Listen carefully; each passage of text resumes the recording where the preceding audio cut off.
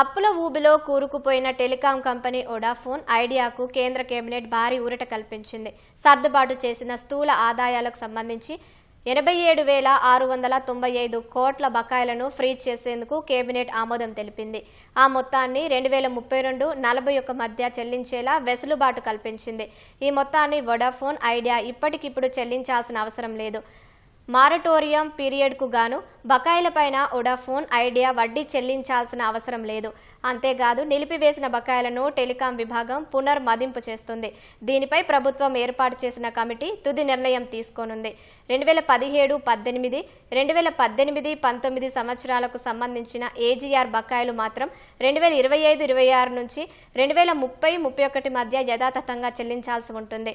Vodafone ఐడియాలో ప్రభుత్వానికి 49% వాటా ఉంది. 20 కోట్ల మంది చందాదారులు ఈ నెట్వర్క్ను వినియోగిస్తున్నారు. వారి ప్రయోజనాలను కాపాడటంతో పాటు టెలికాం రంగంలో పోటీ ఉండాలనే ఉద్దేశంతో కేబినెట్ ఈ నిర్ణయం తీసుకున్నట్లు తెలుస్తోంది.